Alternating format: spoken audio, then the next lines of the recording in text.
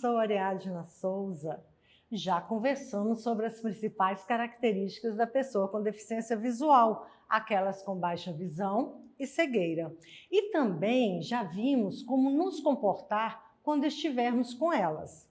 Pois bem, agora veremos como a nossa sociedade deve se estruturar para oferecer maior acessibilidade às pessoas com deficiência visual.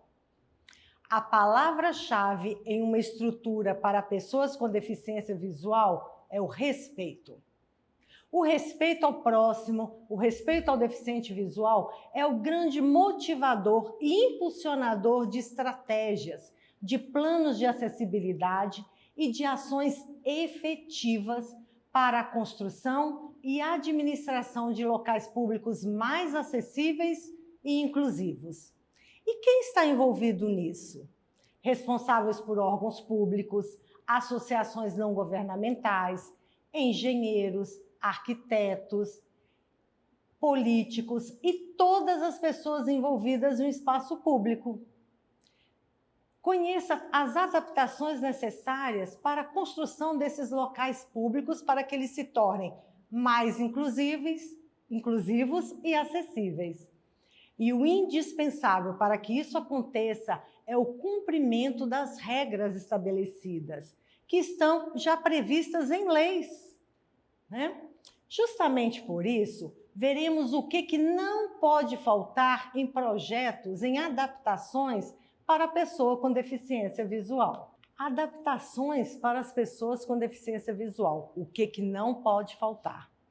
Piso tátil. Em espaços onde há circulação de pessoas, o ideal é que seja instalado o piso tátil, formando rotas que direcionem as pessoas a diferentes áreas, com saídas e outros setores. O piso tátil auxilia a mobilidade, pois informa e direciona as pessoas, facilitando os seus trajetos no dia a dia. O piso tátil pode ser de dois tipos diferentes, o de alerta ou direcional. O de alerta ele é conhecido pelo aquele formato de bolinhas, e a sua função é alertar o deficiente que à sua frente existe algum tipo de obstáculos, por exemplo, uma escada, um vão, uma rampa. Já a sinalização direcional, que são aqueles tracinhos, aquelas linhas verticais, funciona como uma trilha para orientar o trajeto dos deficientes visuais, sendo indicada nas áreas de circulação. O piso tátil dá à pessoa com deficiência visual autonomia de ir e vir. O que não pode faltar? Retirada de todo e qualquer obstáculo presente nas áreas de circulação. Redobre a atenção no caso de obstáculos que possam interferir nas mudanças de rotas das pessoas com deficiência. Por exemplo, bancos de concreto, pilastras, muros, postes, guias elevadas que obrigam a pessoa a seguir para outra direção. Nós vemos aqui nesta figura, aqui nós temos o piso tátil, mas tem um poste com uma lixeira bem no meio. Aqui a gente tem uma placa, outra placa. Então fica muito difícil, né? Nos elevadores de locais públicos, prédios residenciais e comerciais, todos os botões e comandos devem conter orientação em braille. Colocar comunicação sonora nos elevadores também não pode faltar. Ah, mas já tem em braille. Mas é importante que tenha comunicação sonora. Todos os elevadores deverão possuir sinal sonoro diferenciado para subida e descida e para também, a partir do segundo andar, o elevador deve apresentar essa comunicação sonora interna, indicando o andar em que o elevador se encontra parado. O que não pode faltar? Utilização de placas sinalizadoras em braille. Toda e qualquer informação pública que for instalada, escrita, deve também ter a opção da leitura em braille. Isto vale para todas as comunicações, das mais importantes às mais simples. As placas de aviso são muito importantes, pois proporcionam acessibilidade para os deficientes visuais. Essas placas normalmente estão fixadas em displays, em supermercados, bancos, shoppings, escolas, faculdades. Temos também a necessidade de instalação de sinais luminosos nos locais públicos. Essa instalação deve obrigatoriamente conter sinais sonoros. É o caso dos semáforos sonoros que devem ser instalados nos cruzamentos. Quem já foi na Ilha dos Araújos, na saída da ponte, aqui em Governador Valadares, sabe disso. O que não pode faltar? Softwares com sintetizadores de voz nos computadores.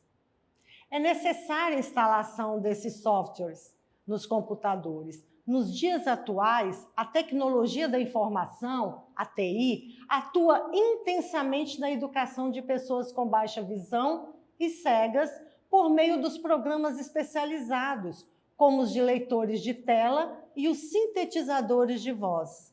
Estes softwares são tecnologias que permitem a leitura e a escrita.